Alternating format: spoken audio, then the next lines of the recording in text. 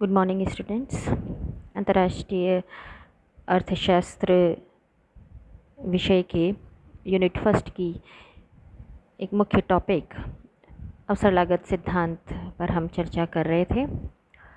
Professor हैबरलर द्वारा दिए गए अंतर्राष्ट्रीय व्यापार के अवसर लागत सिद्धांत की क्या मान्यताएं हैं, क्यों अवसर लागत के कारण दो देश अंतर्राष्ट्रीय व्यापार में संलग्न होते हैं और उन्हें किन परिस्थितियों में व्यापार से लाभ हो सकता है, इसके बारे में हम चर्चा कर चुके हैं। साथ ही हम ये विश्लेषण भी कर चुके हैं कि यदि व्यापार में संलग्न दोनों देश स्थिर अवसर लागतों का सामना कर रहे हैं तो किस प्रकार से वो व्यापार करते हुए लाभ अर्जित कर सकते हैं या क्यों उन्हें अंतर्राष्ट्रीय व्यापार करना चाहिए।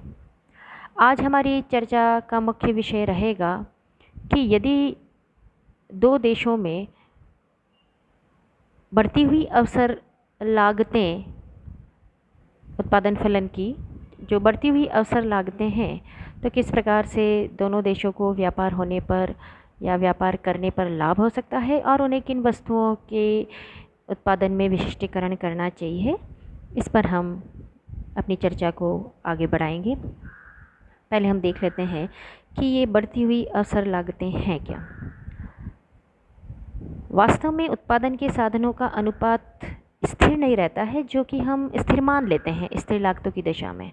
स्थिर लागत की दशा में हमने क्या माना था कि जैसे मान लीजिए कि x वस्तु की अतिरिक्त इकाई उत्पादन के लिए हम y से कुछ साधनों को हटाते हैं और x में लगाते हैं, अर्थात y वस्तु के उत्पादन को घटाकर x का उत्पादन बढ़ा रहे होते हैं। तो ये y वस्तु को कम करके जब हम x का उत्पादन बढ़ाते हैं तो प्रत्येक अतिरिक्त इकाई के लिए त्याग की जाने वाली y वस्तु की मात्रा यदि स्थिर रहती है, अर्थात प्रतिस्थापन की लागत या प्रतिस्थापन की दर स्थिर रहती है, तो हम ये कह रहे हैं कि स्थिर लागत है। पर वास्तव में ऐसा संभव नहीं है। वास्तव में उत्पादन के साधनों का अनुपात कभी स्थिर नहीं रहता है, बल्कि साधनों में प्रतिस्थापन की संभावना बनी रहती है। ये क्यों बनी रहती है? क्योंकि प्रत्येक उत्पादन में विशिष्ट एवं अविशिष्ट साधनों की आवश्यकता होती है। विशिष्ट का यह मतलब होता है कि किसी एक ही वस्तु में उसका उपयोग हो। अविशिष्ट साधन भी आवश्यक होते हैं जो कि एक से ज़्यादा उत्पादन में प्रयोग किए जा सकते हैं।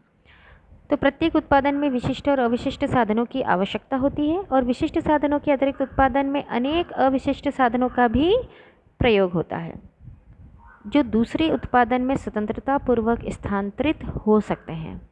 जब विशिष्ट साधनों के साथ अविशिष्ट साधन बढ़ाए जाते हैं तब उत्पादन में ह्रास होता है। ह्रास यानी कमी होती है, अर्थात प्रतिस्थापन लागतें बढ़ने लगती है। ऐसी स्थिति में जो प्रोडक्शन पॉसिबिलिटी कर्व बनेगा या उत्पादन संभावना वक्र बनेगा वह मूल बिंदु के नतोदर होगा। मूल बिंदु के नतोदर होने का मतलब यह है कि कॉनकेव होगा। कॉनकेव यानी कि प्रतिस्थापन की दर क्या होती जा रही है? बढ़ते जा रही है। इसे आप इस प्रकार से भी समझ सकते हैं कि मान लीजिए कि कोई देश x वस्तु का उत्पादन बढ़ाना चाह रहा है तो उसे y वस्तु के उत्पादन को घटाना होगा। अब x की एक अतिरिक्त इकाई उत्पादित करने के लिए y की जितनी मात्रा का त्याग किया जा रहा है या y की जितनी मात्रा हमें छोड़नी पड़ रही है, यदि वो y की त्याग की गई मात्रा बढ़ते जाती है तब वो कर्व जो है उत्पादन संभावना वक्र या प्रोडक्शन पॉसिबिलिटी कर्व वो मूल बिंदु के नतोदर बनेगा। अर्थात दर क्या होते जा रही है? बढ़ते जा रही है। ढाल क्या है इसका? स्लोप बढ़ते जाएगा। इस प्रकार से बढ़ती हुई अवसर लागतों के अंतर्गत उत्पादन बढ़ने से प्रति इकाई अवसर लागत भी बढ़ती है और यदि अवसर लागतें बढ़ती है तो उत्पादन संभावना वक्र मूल बिंदु की ओर नतोदर होता है, यानी इसका स्लोप बढ़ते जा रहा है। क्योंकि जब कोई देश किसी ऐसी वस्तु के उत्पादन में विशिष्टीकरण करता है जिसके उत्पादन में उसे तुलनात्मक लाभ हो तो अवसर लागतें बढ़ती जाती हैं। मान लीजिए कि हम दो देशों के बारे में स्टडी कर रहे हैं। पहले हम कंट्री ए का प्रोडक्शन पॉसिबिलिटी कर्व देखेंगे।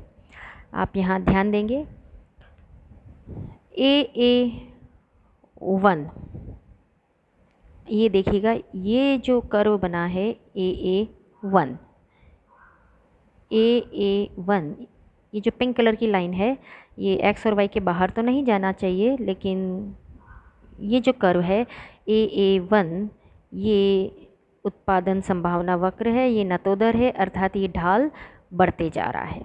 कैपिटल ए जो हमने दिया है ए डैश, ये दोनों ए डैश, इस फ्रंटियर को जब हम मिलाते हैं तो हम इसे नतोदर या कॉनकेव प्रोडक्शन पॉसिबिलिटी कर्व कहेंगे। सो कंट्री ए का प्रोडक्शन पॉसिबिलिटी कर्व ए डैश है।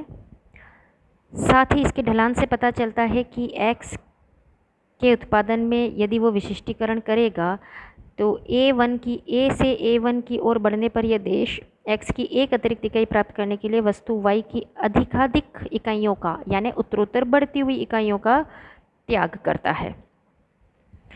अब फिलहाल विदेशी व्यापार शुरू नहीं हुआ है, अंतर्राष्ट्रीय व्यापार में वो इन्वॉल्व हुआ नहीं है अभी। हम पहले ये देख लें कि व्यापार से पूर्व की क्या स्थिति है। व्यापार से पूर्व उत्पादन संभावना वक्र ए डैश।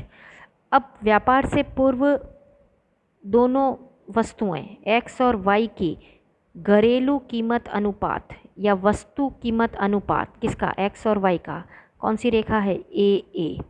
ये जो स्मॉल ए रेखा बनी हुई है, ये रेखा व्यापार से पूर्व, व्यापार में संलग्न होने से पूर्व ए देश की अपनी घरेलू वस्तु कीमत रेखा है, जो कि इस उत्पादन संभावना वक्र को के बिंदु पर स्पर्श कर रही है। अर्थात संतुलन बिंदु कहाँ है, के पर।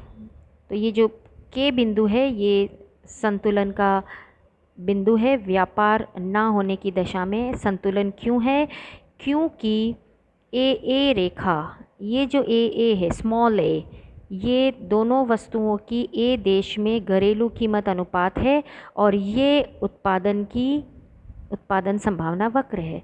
जहाँ ये आपस में दोनों स्पर्श करेंगे, टेंजेंट करेंगे, क्रॉस नहीं कर रहे हैं, एक दूसरे को काट नहीं रहे हैं, केवल स्पर्श कर रहे हैं, टेंजेंट कर रहे हैं, इस बिंदु पर संतुलन होगा, वो भी व्यापार से पूर्व। अब ये जो के बिंदु है व्यापार से पूर्व का ऐसा उत्पादन और उपभोग बिंदु है भाई, जहाँ देश उत्पादन कर रहा होगा उसी संयोग पर उसे उपभोग भी करना पड़ेगा। तो के जो बिंदु है वो उत्पादन बिंदु भी है और उपभोग बिंदु भी है, क्योंकि अभी फ़िलहाल वो व्यापार में संलग्न नहीं है, व्यापार नहीं कर रहा है। के बिंदु पर उत्पादन और उपभोग करने पर ए देश ओ ए और ओ टी, मान लीजिए ओ टी मात्रा किसकी है, एक्स वस्तु की, और के टी मात्रा वाई वस्तु की। तो ओ टी एक्स वस्तु के बदले में उसे वाई की कितनी मात्राएं मिलती है, के टी। ये तो है व्यापार पूर्व की स्थिति। अब मान लीजिए कि ए देश व्यापार में संलग्न होता है। व्यापार में संलग्न होने पर उसे पहले किसी एक वस्तु के उत्पादन में विशिष्टीकरण करना होगा। उत्पादन संभावना वक्र से ये मालूम चलता है कि ए देश को एक्स वस्तु के उत्पादन में तुलनात्मक रूप से अधिक लाभ है, इसलिए वो एक्स वस्तु के उत्पादन में विशिष्टीकरण करेगा।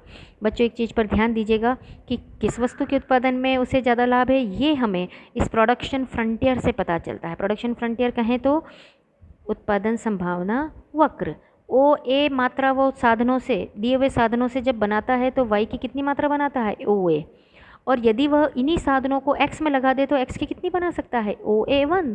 So the amount of OA1 for x commodity is greater than amount of y OA। OA1 ज़्यादा मात्रा को बता रहा है, तुलनात्मक रूप से y की कितनी मात्रा उत्पादित कर सकता है, OA। तो OA1 अधिक मात्रा को बता रहा है, अर्थात ए देश अपने दिए हुए साधनों से y की तुलना में x के उत्पादन में ज़्यादा एक्सपर्ट है, इसलिए उसे किस में विशिष्टीकरण करना चाहिए, एक्स वस्तु के उत्पादन में। अब मान लीजिए कि वो बी देश के साथ व्यापार में संलग्न होता है, तो ऐसी स्थिति में अंतर्राष्ट्रीय व्यापार में संलग्न होने पर अब ये जो कीमत रेखा है, कौन सी, ए जो स्मॉल ए की बात हो रही है, ये जो स्मॉल ए रेखा है ये विनिमय रेखा नहीं होगी, ये कीमत रेखा नहीं होगी। अब अंतर्राष्ट्रीय कीमत रेखा कौन सी बन जाएगी, PL। ये जो PL रेखा है ये अंतर्राष्ट्रीय व्यापार की रेखा है। इस अंतर्राष्ट्रीय व्यापार रेखा पर हम देखेंगे कि ये ए देश के उत्पादन संभावना वक्र AA1 को ई बिंदु पर स्पर्श कर रहा है। किस बिंदु पर स्पर्श कर रहा है? ई बिंदु पर स्पर्श कर रहा है। इस स्पर्श बिंदु के आधार पर हम ये बताएंगे कि व्यापार करने से पूर्व ए देश के बिंदु पर था, लेकिन व्यापार पश्चात वो उत्पादन किस बिंदु पर करेगा? ई पर।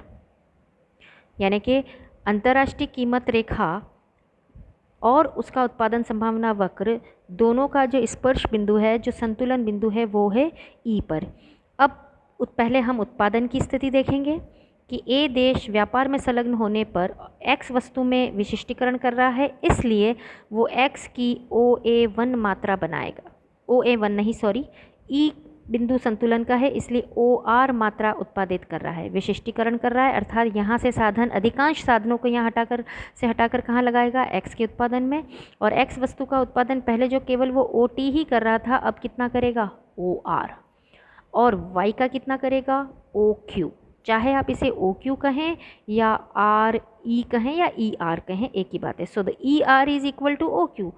Both the distance is showing amount of Y। Now the production point is E। पहले कौन सा था? K। अब क्या हो गया है? केवल E। ये जो E बिंदु है वो उत्पादन की स्थिति को बता रहा है। अंतर्राष्ट्रीय व्यापार या अंतर्राष्ट्रीय कीमत रेखा उत्पादन संभावना वक्र को उत्पादन संभावना वक्र को ई बिंदु पर स्पर्श कर रहा है, अर्थात ई बिंदु संतुलन पर है। और इस संतुलन बिंदु के हिसाब से एक्स वस्तु की OR मात्रा बना रहा है, उत्पादित कर रहा है, और वाई की RE मात्रा, या इसको आप यहाँ भी माप सकते हैं, OQ मात्रा उत्पादित की जा रही है। अब हम ये देखें कि ये तो है उत्पादन की स्थिति। इसी अंतर्राष्ट्रीय कीमत रेखा पर हम E से आगे चलें। ये C बिंदु, ये C बिंदु हमने कहाँ से प्राप्त किया? C बिंदु हमें मिला है K के वर्टिकल, चूँकि K कॉम्बिनेशन को वो पसंद करता है, यानी उपभोग कर रहा है। तो K बिंदु के आधार पर यदि हम देखें तो उसका उपभोग बिंदु कौन सा मिल गया उसे? C। पहले उपभोग बिंदु कौन सा था? K।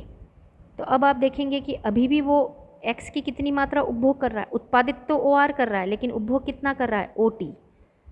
A देश X वस्तु की OR मात्रा उत्पादित कर रहा है, लेकिन उपभोग कितना कर रहा है? OT।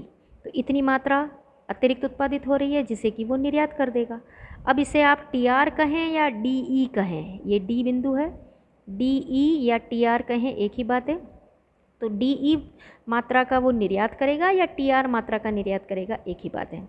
इसी प्रकार से Y वस्तु पहले भी वो OT मात्रा का उपभोग कर रहा था, अब भी वो OT मात्रा का ही उपभोग करेगा, और उसे इस OTX के बदले में, यानी कि TRX का निर्यात करके उसे TC, यानी कि D और T तो वो उपभोग कर रहा है, OQ कहें या DT कहें, तो Y वस्तु का उपभोग कितना कर रहा है? DT। बच्चों DT कहें या OQ कहें, एक ही बात है, ये समान मात्रा को बता रहा है। तो इतनी अतिरिक्त मात्रा वो क्या करेगा? DC की मात्रा B देश से आयात करेगा। DE का निर्यात कर रहा है और CD का आयात कर रहा है। तो DEX की मात्रा निर्यात करके DC मात्रा Y की वो प्राप्त कर लेता है, अर्थात A देश की स्थिति पहले से बेहतर हो गई है, उसने X वस्तु के उत्पादन में विशिष्टीकरण किया है। अब हम ये बात हमने की थी A देश के व्यापार में संलग्न होने पर क्या लाभ है।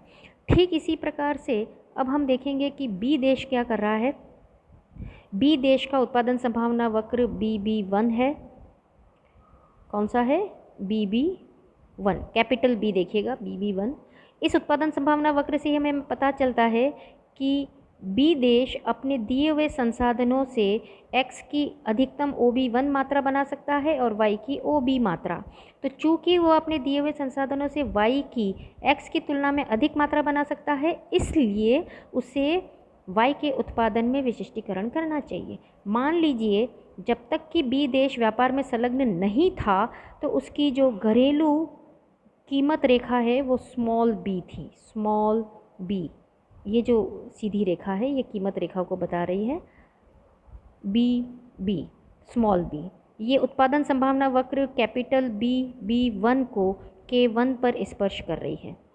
K1 पर स्पर्श करने का तात्पर्य है कि व्यापार से पूर्व B देश K1 बिंदु के मुताबिक उत्पादन भी करेगा और उपभोग भी करेगा। अब K के हिसाब से यदि देखा जाए तो OS1 मात्रा Y की और इसी प्रकार से वो X की OB1 मात्रा उत्पादित कर सकता है। लेकिन जब वो व्यापार में संलग्न होगा तो उसके सामने जो घरेलू कीमत रेखा है, घरेलू कीमत रेखा BB1 थी, अंतर्राष्ट्रीय कीमत रेखा कौन सी हो जाएगी, P1C1। अंतर्राष्ट्रीय कीमत रेखा हो जाएगी P1C1। उत्पादन संभावना वक्र को देखकर पता चलता है कि B देश को Y वस्तु के उत्पादन में विशिष्टीकरण करना चाहिए, इसलिए अब उसका संतुलन बिंदु कौन सा होगा, K1 की बजाय E1। K1 की बजाय वो कहाँ उत्पादन करेगा, E1 पर। E1 संतुलन बिंदु क्यों है, क्योंकि नई अंतर्राष्ट्रीय कीमत रेखा P1L1 E1 बिंदु पर उत्पादन संभावना वक्र B1 कैपिटल B1 को E1 पर स्पर्श कर रहा है, इसलिए नया संतुलन बिंदु हो गया E1।